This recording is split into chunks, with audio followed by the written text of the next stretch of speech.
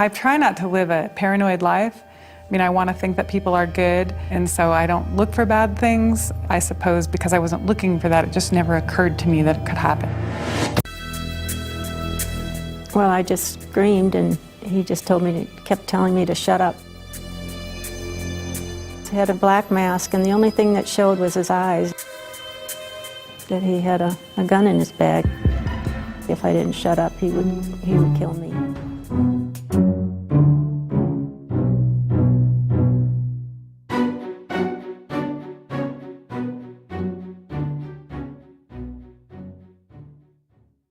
Real Crime Profile is made possible by many wonderful sponsors, from Madison Reed Hair Color to Stitch Fix Personal Shopping to Gobble Meal Delivery Service. So please, when you hear a special offer from one of our sponsors, do check it out and take advantage of it and show them your support for our show.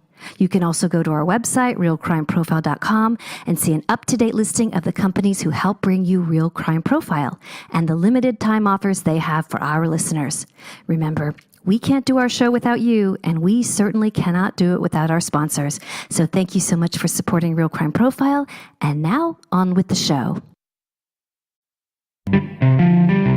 With more stories of sexual harassment and assault coming to light, one common pattern is that many women did not stay silent when they were victimized. They spoke up, told people they trusted, they even told law enforcement, and they were not believed. A new book tells the story of exactly how one woman was silenced back in 2008 when she was raped, and what it took for the truth to come out. A False Report, a true story of rape in America, is written by Pulitzer Prize-winning journalists T. Christian Miller and Ken Armstrong.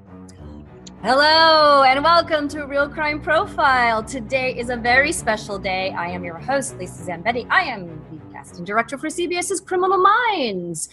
And usually I'm joined by my two beloved co-hosts, Jim Clementi and Laura Richards, who could not be here today for this special podcast. You know, they're out and about being heroes and sheroes, solving crimes and beating up the bad guys. And Laura is doing amazing things. I know she wants to tell you about changing the laws abroad. So they couldn't be here today. But have no fear, because I am joined by my wingman, the Melbourne Aussie, Dean Laffin from Melbourne, Australia. Pleased to be paneling here for Lisa and the rest of this chat. So looking forward to what we can come up with today. That's right. And along with Dean and I wish you guys could all shout it out all together, but we also have some very special guests, the Real Crime Profile listeners. Woo! This is very meta because you're listening to yourselves being a host. So that's right. We're going to be talking about a book that hopefully we've all read, or at least read the article about, and Real Crime Profile listeners are going to be chiming in via audio, and they're also going to be texting me, or what do you call it, chatting me questions and comments. So please weigh in. We want to hear what you think. So our first book was I'll Be Gone in the Dark by the wonderful, the late, great Michelle McNamara, but this, for some reason, we picked another book about a serial rapist called A False Report, a True Story by T. Christian Miller and Ken Armstrong. So listen, even if you haven't read this book, I have posted the ProPublica article that you could read. It's an excellent, actually, Dean, you gave me that article. I didn't even know it was out there. You can read that. But even if you haven't done any of that, we're going to be talking about the case itself as it's, depicted in this book. And the case is really just, you can't make this shit up, right? It's just one of these amazingly horrible things. So we're going to be talking about that. However, before we start talking about this book, I do want to warn listeners. I want to give you a trigger warning, okay? Because we're going to be talking about some very graphic sexual assaults. So if you or anyone you love has experienced this, it may be quite an emotional trigger to talk about this. On the other hand, you may welcome us talking about this. It may be cathartic for you. I don't know where you're at, but please, take care of yourself. If this is not the subject matter for you, then, take care of yourself. But know that you are welcome here, and we want to hear from you. And but I just want to give you that warning before we jump in. Also joining us today, we have a special guest, Jolene Kinsell. Jolene, hey, so Jolene, tell us about yourself a little bit. I have been a 911 dispatcher for 25 years.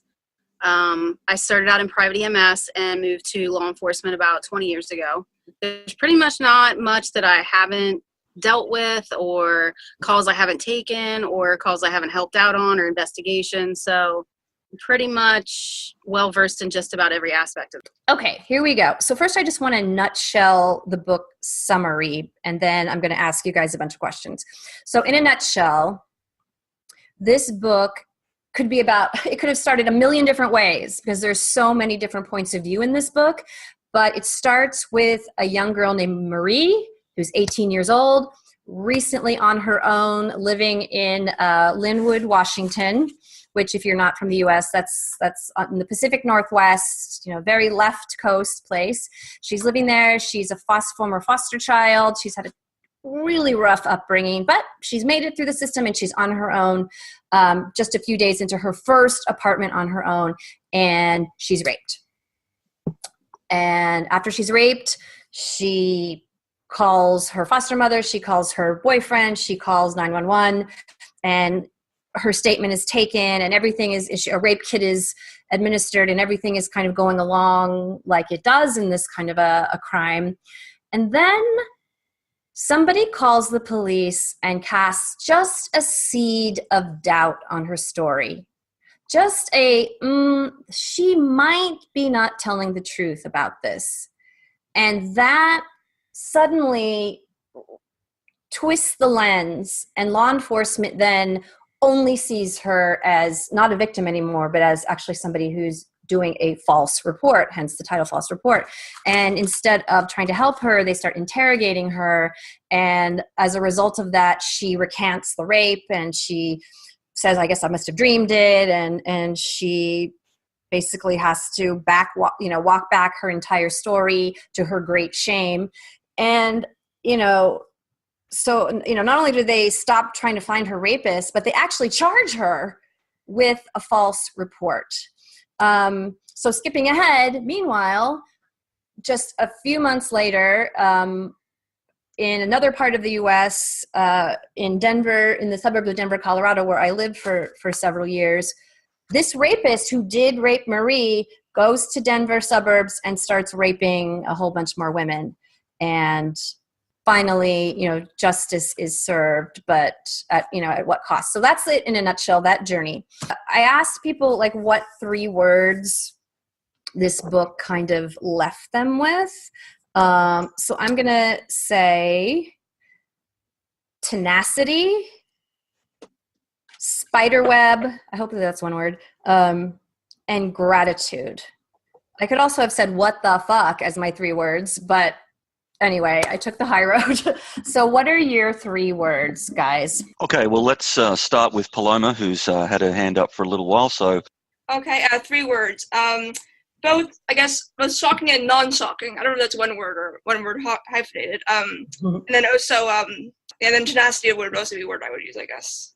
Yeah, so tenacity, the number of people who just had to stick with this case and just, in the minutia of this case is how it was solved, which is so amazing to me. And we're going to talk about how if this one little thing hadn't happened, they couldn't have unlocked it.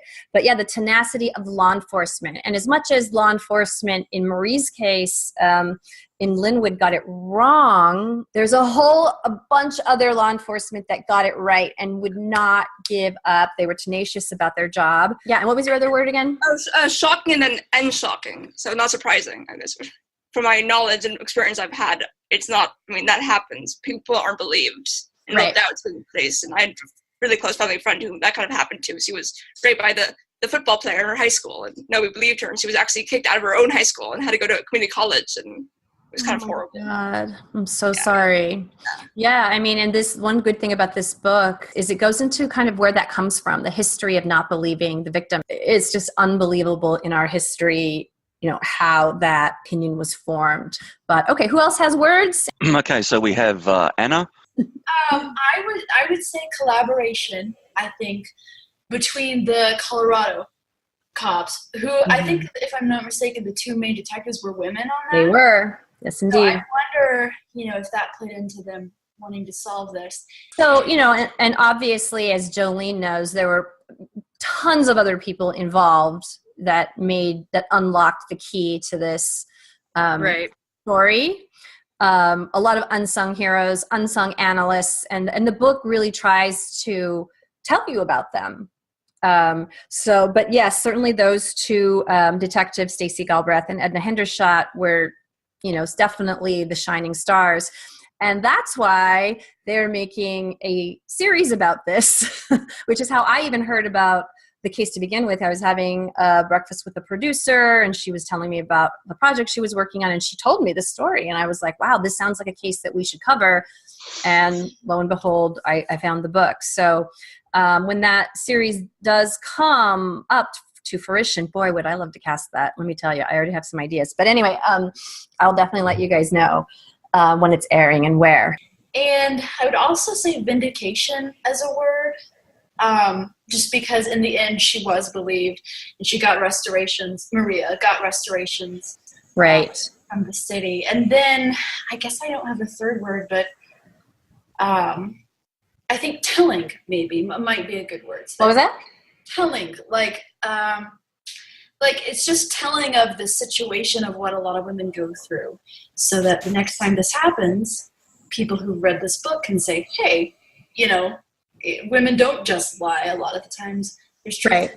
The thing about vindication, though, like once you have that dark cloud over you, I don't think you can ever really get from under it. I mean, even if, on the books she's been vindicated, she's still, I think her case is still listed as an unwarranted accusation on some fakakta guy's blog somewhere, So I think once that pool is stained, you just cannot totally get that off of you.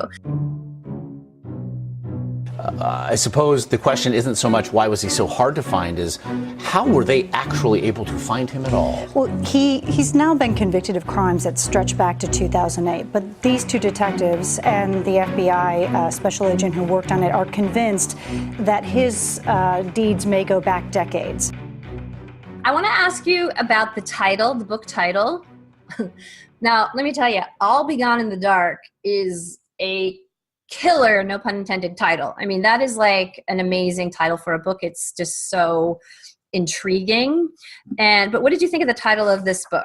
I don't know. At first blush, I think the title itself was a little bit misleading at first, like the false report aspect of it. And then, I mean, the outcome obviously was totally amazing, but when I first picked it up, that's not the story that I thought that I was going to be reading from. If you hadn't read the inside cover, I guess I should say. Yeah, I mean, that's what occurred to me, that it sounded, because I didn't know what a false report was, so we come to know what it is. It sounded kind of clinical and kind of like, it didn't kind of grab you, and I'm sad about that, because it is a book that does grab you from the first page, for me anyway. And I think the title might sort of, not put people off, but like they don't really know when they crack the cover that it's going to be such a ride. Did anybody else feel that way? Let's hear from Wendy. Hey, Wendy. I had the same thoughts Jolene had with the book, and I always wondered how many people walked by that book in the bookstore and saw the title and thought it was all about how there's a prevalence of false reports of rape. Right. And so the title really did bother me a lot. Giving the wrong impression as to what the book was really about. Well, I think also if those words, a false report, don't ping with you as like an official charge, it sounds kind of vanilla. Like it doesn't sound as important as it really is. So, I mean, we certainly learned that it is a very important phrase. But yeah, and this will change when it turns into a TV series. I guarantee you it's not going to be called that. It's going to have a different title. So Jenny? Yep. Is next? Okay, great. Jenny and Sophie, so good. Hi! I remember you from last time. Hey! Good to see you. Hi. I agree that the title was kind of dry and very clinical sounding, but it didn't really say exactly what it was going to be about, but I kind of had a different take on what I thought it was going to be about, and that was, I thought it was going to be comparing a false report, like a true false report, against non-false reports, and I thought, oh, that'll be interesting, because I wanted to get some ammunition about, because it's always, he said, she said. So I thought that this was going to give me some insights on how to, think about that and be able to kind of talk out, against that. But that's not what it was. But it was really good anyway. I mean, because I was thinking, why are we spending so much time with Marie? Because, they're telling us that she didn't tell the truth. And then I'm like, oh, wait a minute. Yeah. So, I thought that was really good. And the way that it eventually came to the reveal was phenomenal.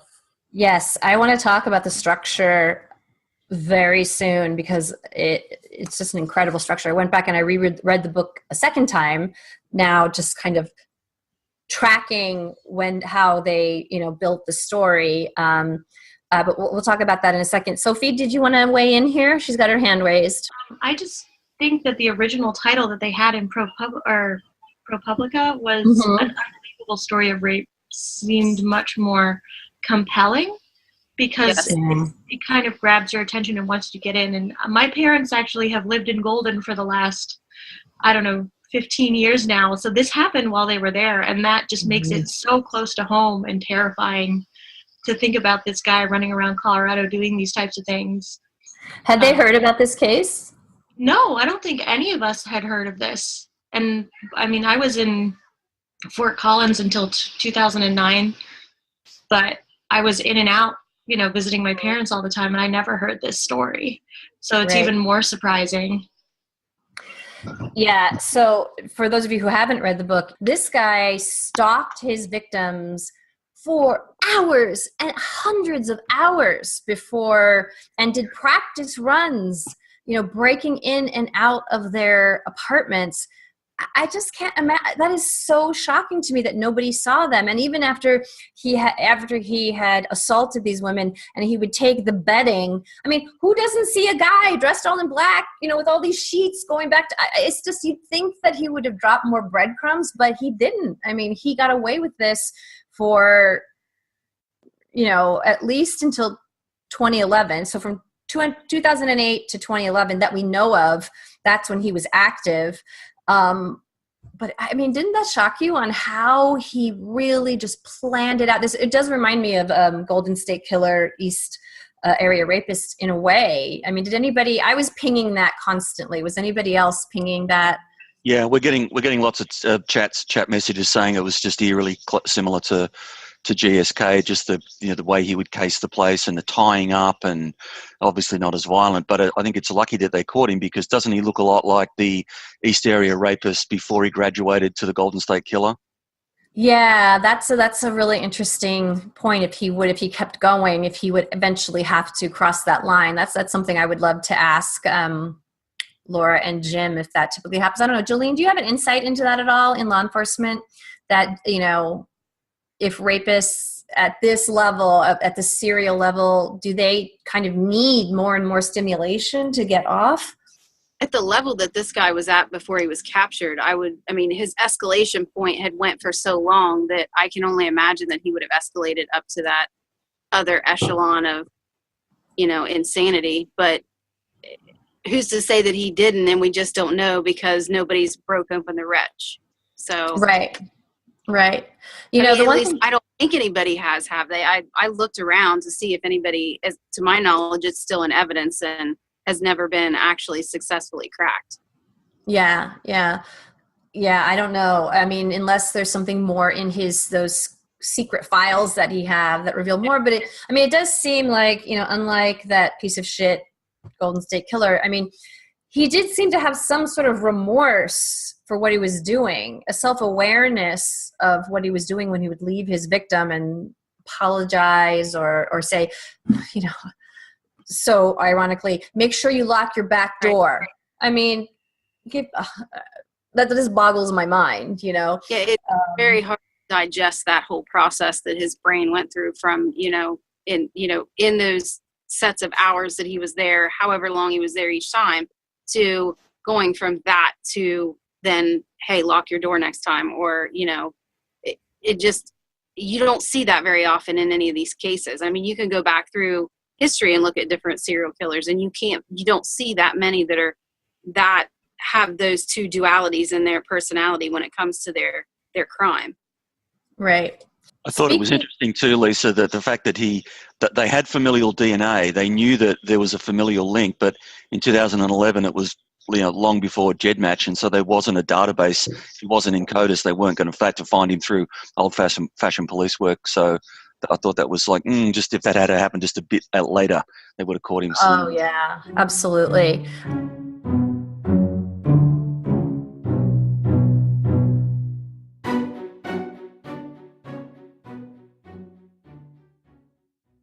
Here's what I love about Simply Safe. These guys obsess over the details, and that's why the alarm system is so good. So here's an example. A typical glass break sensor sometimes gets fooled, like with a false positive, like if somebody drops a plate or if a baby cries. So Simply Safe actually constructed a glass break test facility where they ran 10,000 live glass break simulations, refining their detection technology until it was so accurate it can distinguish between a broken plate from a broken window. So this level of detail Simply Safe puts into everything they do, and it sets them apart from other security companies. Best of all, there's no contract, and they work really hard to earn your business. With 24/7 monitoring, with police and fire dispatch, it is just $15 a month. And that is the best round-the-clock protection that you can find. Order your Simply Safe security system today at simplysafe.com/realcrime, and Simply Safe will also donate one to a family in need. That's simplysafe.com/realcrime. simplysafe.com/realcrime. He was going out late at night. He was out trolling around looking for rape. Did you have any idea that somebody was stalking you? Not at all. Watching your every movement? No. Walking in and out of your house? No idea whatsoever. So let's talk about the POVs in this book. Again, the structure of this book is so interesting. Now, I had a big criticism of Michelle McNamara's book, and admittedly, it was published posthumously. So, I give her all of the credit in the world that she would have crafted it a little better. But in this book, you really see how you can have simultaneous stories going on, and starting in one point of time and then being able to backtrack but connect it to, like, everything was so tight. Everything informed each other. Even when we were going back and forth from Seattle suburbs to Denver suburbs, and going through quite a lot of characters. I mean, not just the detectives, but the analysts and the prosecutors. It all, like a spider web, connected. And you could keep following Marie's journey and keep following Detective Galbraith's journey and Detective Hendershot's journey, and all of these rivers that met. And I think that is just such a hard thing to do, because they certainly could have told this just chronologically, just by the numbers. But instead, they really crafted it in a certain way that you went on this journey with all of these people, mostly women. And I just think that's just an extraordinary stroke of editing. It's just an extraordinary way to deliver the story. And, sometimes you see that in the best true crime series, where the writing is that tight. And I just love that was true here. I don't know if anybody else agrees with that or noticed the structure at all. Yeah, I think it really set up that punch when Galbraith finds the camera that he stole from the previous victim, and she's scrolling through going, oh yeah, that Vic.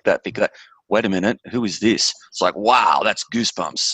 And you could connect to that because you already knew about Marie, even though, they hadn't found her yet. So it was really good. Yeah, absolutely. Anybody else chiming in on that? Let me just Jenny's going to come back in. I listened to a podcast by the authors on Long Shot, but they were talking about the article that they had written. Mm-hmm. And I think part of why they were able to do that so nicely is because they had both been working on it separately. I think it said that in the back of the book too. Yes. Mm-hmm.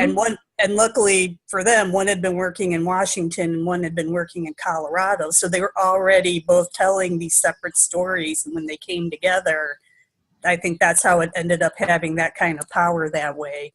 And the way they described it is like the the story in Washington was more like meditative and introspective, and the story as they told it in Colorado was more like a chase film or a true crime kind of what's going to happen next kind of thing. Yes. Yeah. I think balancing that voice is really hard. Go ahead, Paloma. I thought the point of view was very powerful because you really got into the mindset of the different people, and it made it a lot more creepier when you went to the mindset of the rapist. Mm-hmm. And then you could also kind of get the point of view and the way they kind of thought, which I thought was very powerful. The way everybody thought, the detectives. And was anybody pissed off that they included the offender's point of view? So for those of you who don't know, we go through, each detective's journey and each victim's journey. And then all of a sudden we switch into the offender's journey, him at some point telling these writers how this all started for him, from seeing, it's going to piss my husband off, seeing Princess Leia in the Jabba the Hutt slave costume was like the first time that he felt this urge to control women. And, he goes through his entire mental journey. Did anybody hate that? Okay, we got quite a few people want to chime in here, so we're going to bring... I'm going to stop talking. You guys talk. Okay, in the Wendy's back, and we've got Tony, Sophie, and Amy. Yeah, that kind of, I would love to know the author's reason for doing that. Was it to teach us something about him? Or to teach us how to look out for some sort of predator? Because other than that, there's no reason to put his point of view in there at all. This was about the people he hurt and the victims. They're the ones who should have been center stage, not him. Can I offer a counterpoint to that? Sure. In that I'm sure that the victims wondered, why me? How did this happen? And he offers it up on a plate, play by play, how he did it. And it certainly opened my eyes to, there's a chapter called Fishbowl where he can just see everybody going about their daily lives like they're in a fishbowl. And he had all of this easy access to people. So in that way, I thought that was very powerful, and I didn't feel like the authors were trying to be apologetic about his crime or his background. So for me, that was important, but I completely understand if people just did not want to hear a word from him. I felt scared. I felt scared for other women in society. I felt afraid for myself. That's why I think we were so driven. It's a question that you ask again and again. Is it somebody that has been involved in more horrific things in the past? You know what? Can we skip down to Amy and Tracy? Because I don't think we've heard from them yet. Yeah, I think that, hi, sorry I'm late. There's 5 kids in my house. It was crazy. I think that having the point of view of the offender, when you read a lot of sometimes these true crimes, you don't have, like, you're like, why? Why would he do that? How did he do this? Why would he do this? Why? And so then you hear it just in as plain talk as you're talking about your grocery list, because that's what it is for them. It's a methodical, like, this is my daily life. This is how I do this. And so it gives a good counterpoint to the fear and the frustration and the anger you get, because you are sympathetic to the victims. You are sympathetic because either you've been there or you know somebody that has, or, there's always questions to the violence, but you don't necessarily hear how those people just get up and eat breakfast and stalk people and go to bed. So it was surprising. I did listen to it on Audible because I knew I'd get angry and I didn't want to throw the book constantly.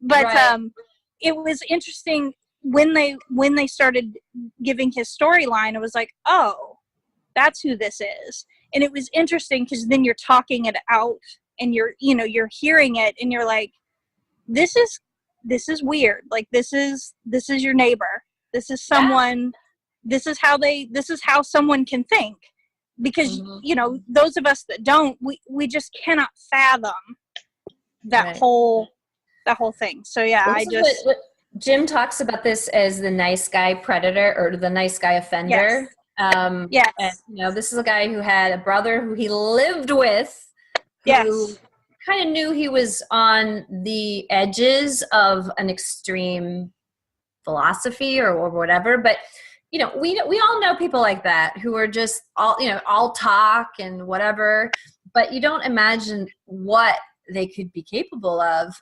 So it does open your eyes, and he was married, and in the military, and this and that. One thing I don't want to forget, because Jim will kill me if I don't. So the offender did talk about some of the things that he studied in order to become good at his crime. And one of them is called Rape Investigation Handbook by John Savino, who is a former New York City cop, and by Brent Turvey. If you know Jim, you know how he feels about Brent Turvey, who I don't know Mr. Turvey, but he's a self-described criminal profiler. And I would say that Jim would take issue that he is a profiler.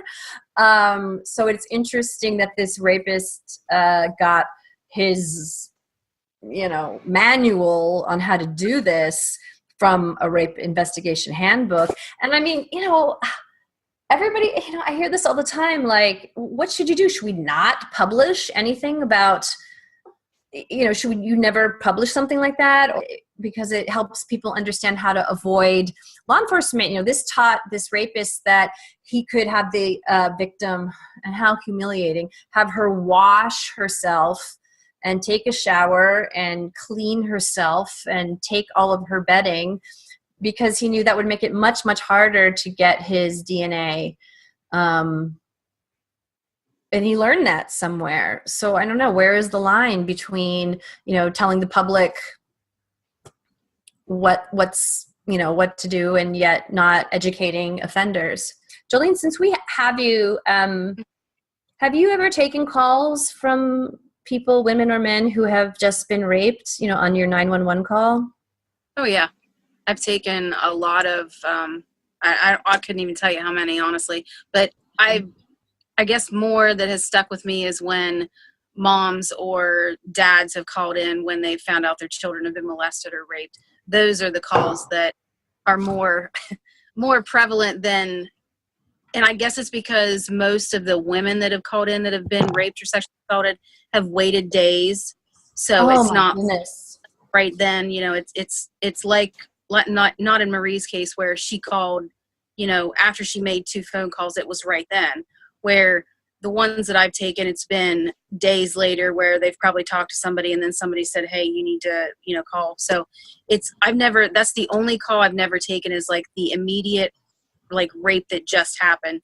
Not to the point where they've been hysterical. I mean, date rapes, yes, but not anything like in Marie's situation, obviously, because that's a really, really crazy story from the jump. But yeah, I would say it's probably frightening that people, to people, that there's a lot more children and molestations and rapes of children that are now reported than, say, 20 years ago, than when I first started this. I mean, it's a daily thing now, where it never used to be that way before. But what I will say is, in a crazy way, it's probably a good thing, because those molestations were always happening. But Absolutely.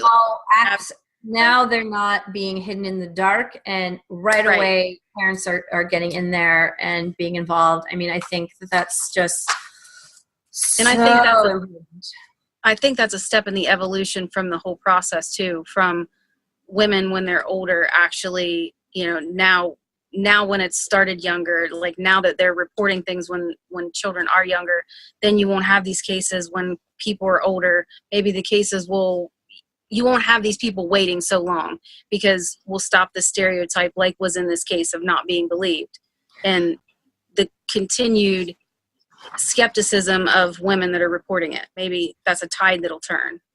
Well, let's talk about this. So, Marie wasn't believed, and what we find out is the history of assault on women in general, that they have to pass this incredible bar to be believed. And if you forget it, if you wait 4 days to report this, that is like a very negative check mark to the officer who's like, why did you wait so long? Blah, blah, blah, blah, blah. You know, it's just incredible. And to see the history of how that's been true and how, I forget who they were talking about, but from hundreds of years ago, just having a bar, you know, did she resist enough? And did she say no? How many times did she say no? I think I've learned from Jim and Laura that there's no one way that anybody acts in a trauma. You know, this is this is what I talk about, like even when we talked about the Meredith Kercher murder and how Amanda Knox behaved, or, you know, any number of people that we've talked about, how they behave and the person next to them is like looking at their behavior and judging it. And they're not an expert in behavior, but what they say matters to law enforcement. There is absolutely no guide to how someone reacts. And I can say that from being the person that gets the call right then. You know, I've had people call in and say, like, they're like one of the other participants said, you know, they talk about it like it's their grocery list when they found out that their child's been molested. And then I've had other people call in and you can't even talk to them. And it's been months since it's happened, but they're so hysterical. So, I mean, there is no guideline for how people react to any one particular situation. You can't do that. And when you get tunnel vision like that, that just makes the rest of us look terrible. You know, you can't have one set of ideals about how somebody reacts to some type of trauma. You can't. Everybody reacts different. And that's something that, anybody else want to say something about that? Amy, do you want to weigh in on that? She's got her hand up. Oh yeah, Sophie's been waiting as well.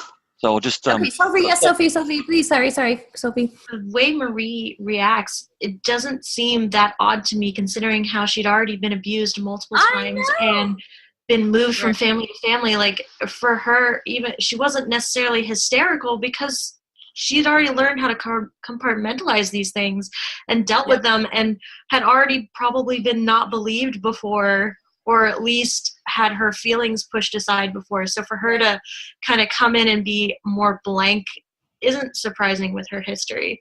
And I don't think it's surprising for any woman who's been, you know, we've all been, you know, the Me Too movement, we've all been sexually harassed most of our lives. We're used to it. We know when something's really bad, it's not necessarily going to be as easy to drum up all those emotions from every single thing you've ever dealt with. No. Well, there's a quote about that Marie was confronted with a world gone mad, like a world that doesn't believe her, and you know she's got to, you know, justify her every single movement, and you know, and I know that is true for so many people, where they're assaulted by somebody, yet they still have to be in proximity to that person. Everybody's acting normal, like nothing happened, and yet.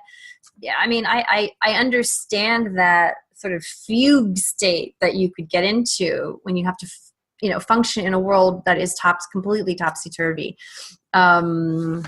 Lisa, I thought when they got her back in, I'd be interested to hear what people think, but the key points where Peggy even said it herself after it was all over, had I not have called in and expressed doubts to, what was his name, Mason, to Detective Mason, this thing probably would never have happened, and he took the ball and ran with it. You know, and as we just heard, I mean, she was sexually molested at 7, and she was on Zoloft by the age of 8. How was she supposed to react? She's as who was it saying just before there that you know she spent her whole life coping, and how do you get through a normal life? You know, you've got to just deal with it internally. So that's not surprising. And then, unfortunately, he wasn't trained at all, obviously, in dealing with sexual assault cases. Had she have gotten Hendershot or somebody like that, this also would never have happened. She wouldn't have gotten railroaded. But anyway, sad. That's a good point, that they didn't have a sexual crimes unit. You know, they didn't have Law and Order SVU or whatever. And this person that Marie dealt with had been in narcotics or something totally different.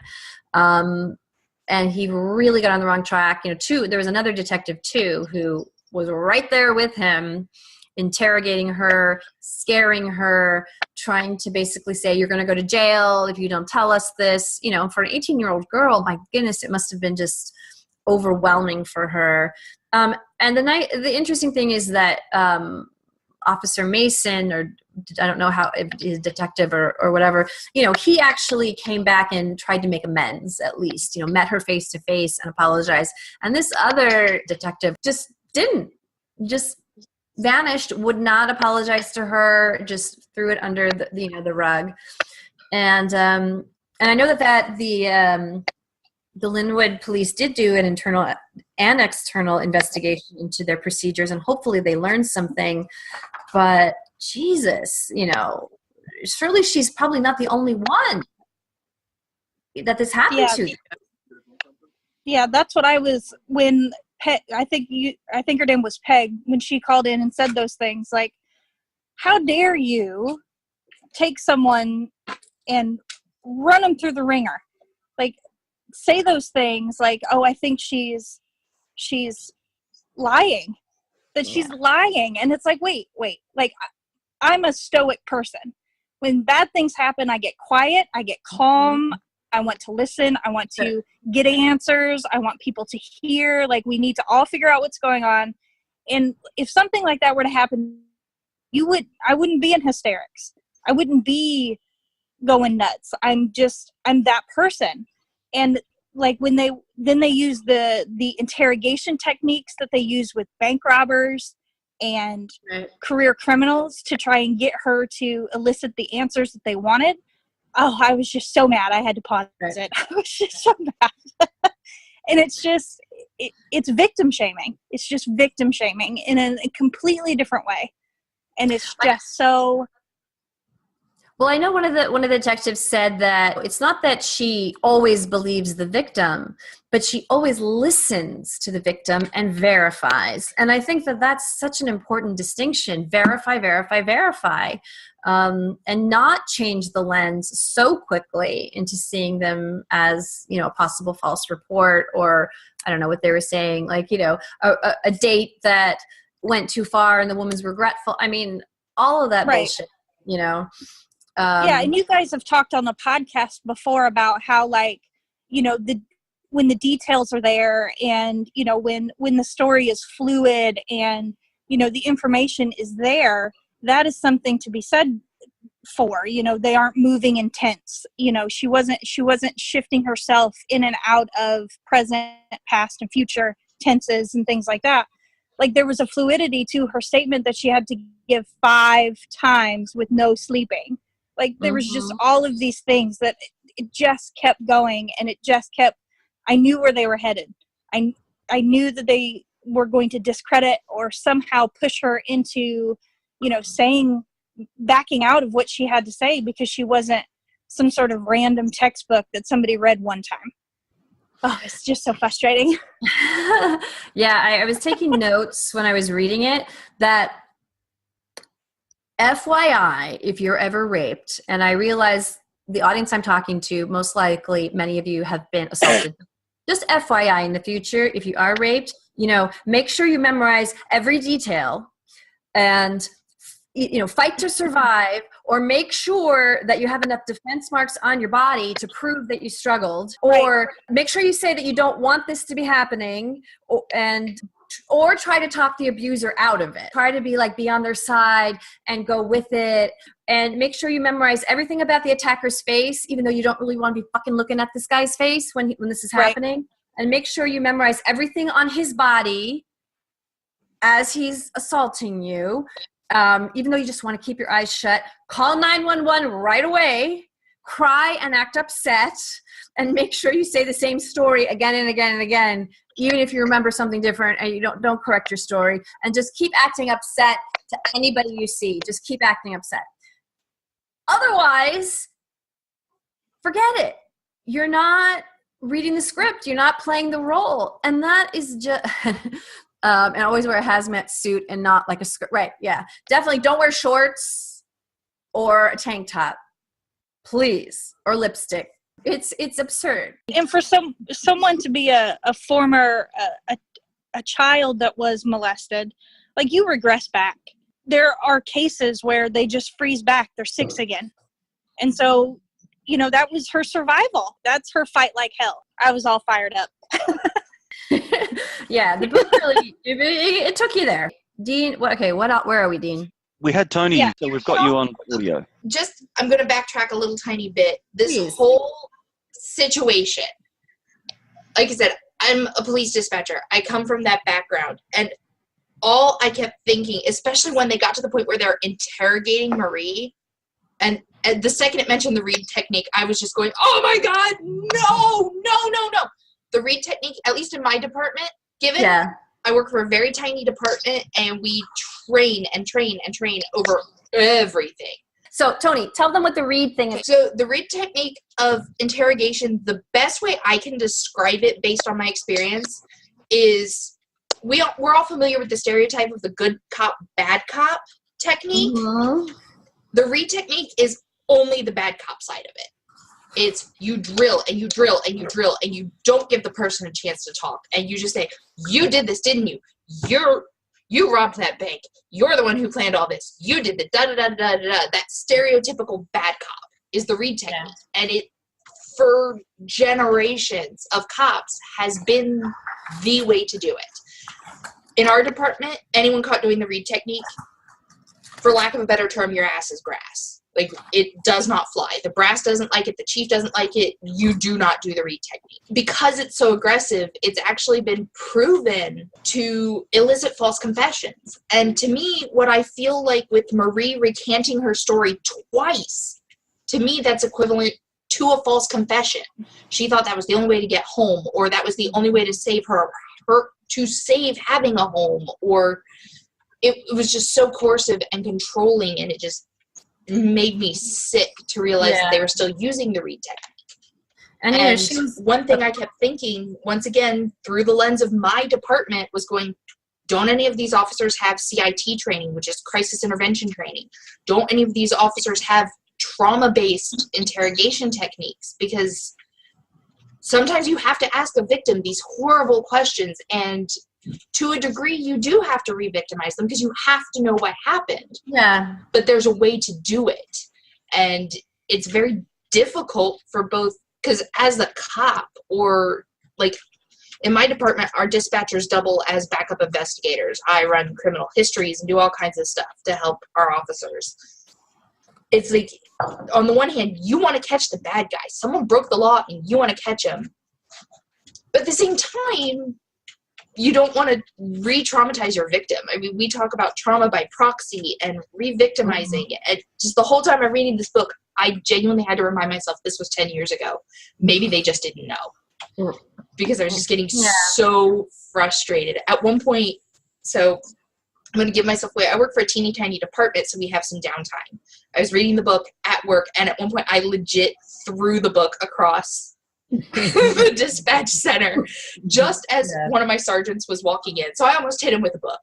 Oh my God. What is wrong? He picks up my book, looks at it, and he goes, this sounds interesting. And we were discussing it, and even he was just appalled just at the tiny little Cliff Notes version I gave him. He's like, what kind of cops are these? And I had to remind him, it was 10 years ago. They probably didn't know any better. Let me tell you something. The next thing I want to talk about, really quick, is the prosecutor, Bob Weiner. When they finally catch the offender, and how great is it that Detective Galbraith was like there, and she had that moment of, I've got him, after all her work and following all these leads, and, to finally see him face to face and say, I've got you, motherfucker, you're going to jail. But anyway, the prosecutor, Bob Weiner, he's got a whole other thing to worry about the jury, and not, something he called downstreaming, which is the tendency of each person in the chain to think about how the rape accusation will look to the next person.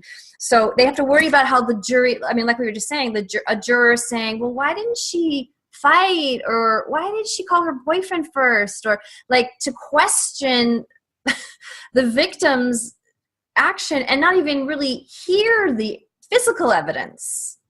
That just struck me, just really hard, that you have to be worried about that in a jury.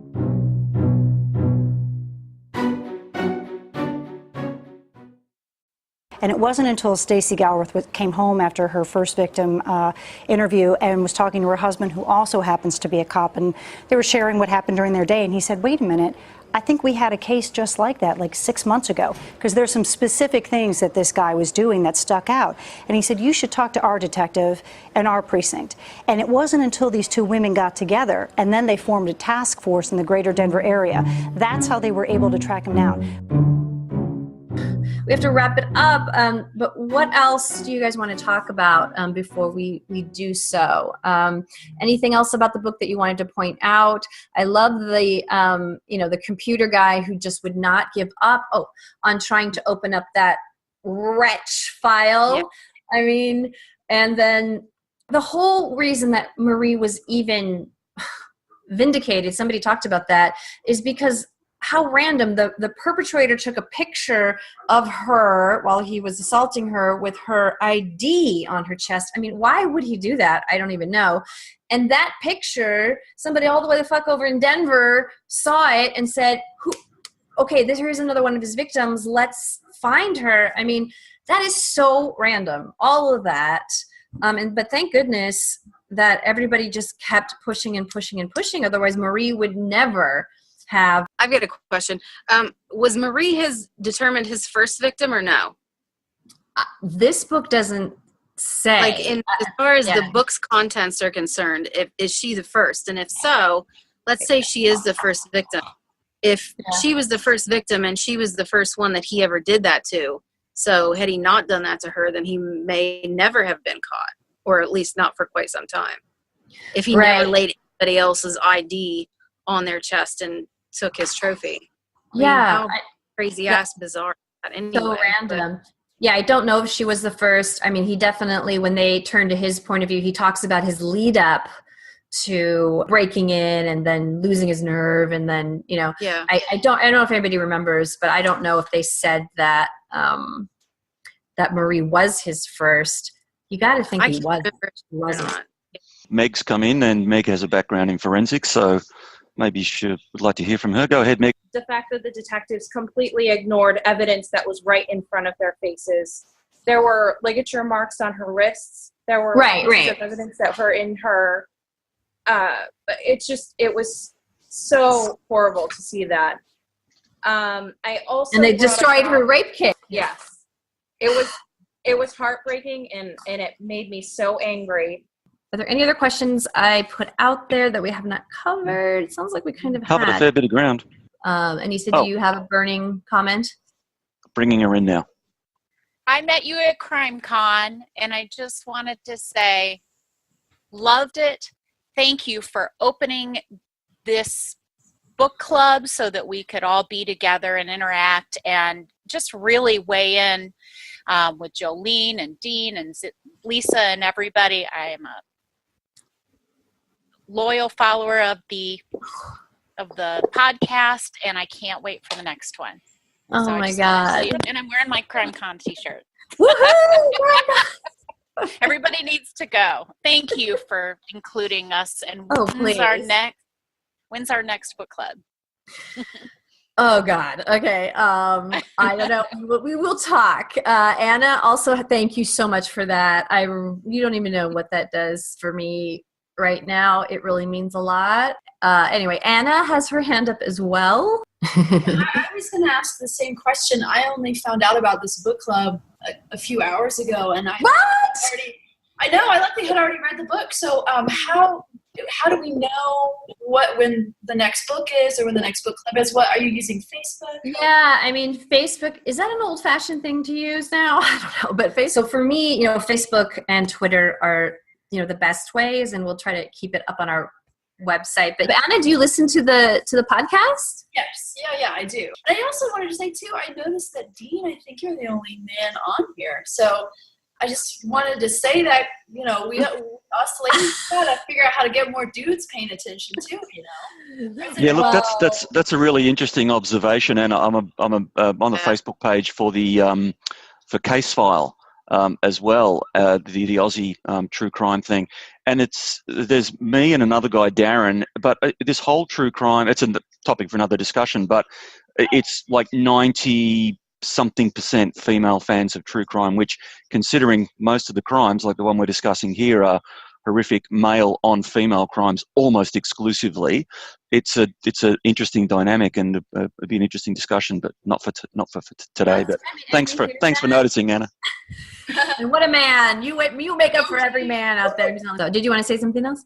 I just saw also, it looks like somebody asked where we could make book suggestions for the future. Where's the best way you think we could do that?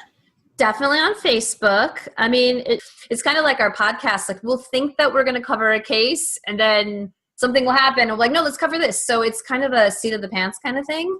And I don't know if we should continue to cover nonfiction, or if we should do fiction. I don't know. I so seldom read fiction anymore, because I have to read my scripts and stuff that I kind of would rather read something real. But please just post on Facebook, and we'll figure it out. We do have a couple of sponsors coming up for books, so maybe that, if I like the book, then maybe that could be something. So I don't know. Who knows? But God, it is so nice to talk to you guys. It is like amazing for me. It's such a gift to be able to interact with you like this. Any other last minute questions before I kind of do my sign off? We like your hair. How did you dye it? Well, I used Madison Reed hair dye. Actually, it was super easy. And they know me well because they had like 2 pairs of plastic gloves, because I definitely am a mess when I dye my hair. But anyway, it was super easy, and I think it looks pretty good.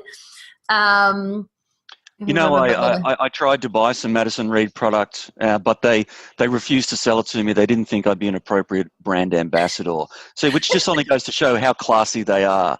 So they make you look fabulous, Lisa, but clearly not. Oh, Dean. I got to thank Dean. I could not do this without him. Do you think I could figure this out? Are you crazy? And the fact that he takes his time out of his day, and he's in Australia, and we have to figure out a time. The poor guy, last time, you guys had to get up at like 5 a.m. or something to do this. Yeah, it was a bit horrible. So I'm glad I was able to negotiate a slightly more. It's a Sunday morning here, of course, so it was only a 7 a.m. get up to get ready, so that's okay. But I think we really have to. We've sort of set the time zones to be for us and the US, and our poor old Euro listeners have copped it pretty hard. So we need to look after, give them some love next time. Yes. That's why. So this will be posted on YouTube for others to enjoy. I just want to say that, when Jim and Laura and I, we created this podcast like 2 years ago, which is really old in podcast age, I guess. We didn't have any idea what would happen. We just started recording. We didn't have any sponsors. We didn't have any of that. We just started recording and just kind of threw it out there. And we are so blessed that people liked it, want to listen to it, have been fans from the beginning, and yet we still continue to get new fans. I really want to acknowledge that I get emails every day from people who are suffering, who have been abused, domestic abuse, child sexual abuse. They all want to tell their stories, and I'm so, so grateful that you do that you feel that that's a conduit for you to reach out to. And when we can help, we try to hook you up with what resources you need. Obviously, we can't dispense advice, but we really try to at least listen to your story. And that is such a generous gift that you give us. I really, I've been thinking about this a lot right now, how grateful I am. And all things end. I'm sure someday this may end. But I really feel like, next to having my children, that this was really like the most important thing that I've done with my life is to do this. Doing this has really just been a huge blessing. So I wanted to thank you for that. And keep listening. We're gonna, do our thing. Always just, keep reaching out. Hopefully keep passing along our little podcast to people. And thank you. Jolene, Dean, everybody, thank you so much. And thank you. Mille grazie. And we'll see you next time. Yep. On Real Crime Profile. If you like our podcast, there are a few things you can do. You can take 2 minutes and go to Apple Podcasts and leave a 5-star review. You can also check out all Real Crime Profile offers and promotions and our sponsors in our show notes. Another thing you can do is go to Facebook and like our Facebook page, and you can also follow us on Twitter at Real Crime Profile without the E.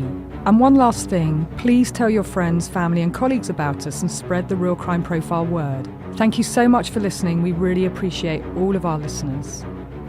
Real Crime Profile is produced and edited by Paul Francis Sullivan. Sound engineering by Mike Thal. Music is composed by Simba Tsumba. Logo art by Jim Clementi. Real Crime Profile is produced by XG Productions and distributed by Wondery. For advice and support if you're experiencing stalking in the UK, you can contact Paladin National Stalking Advocacy Service on 0203 866 4107, or you can go to the website where there's a lot of information and advice that you can follow on www.paladinservice.co.uk. If you're experiencing domestic abuse, you can call the National Domestic Violence Helpline for free on 0800 2000 247.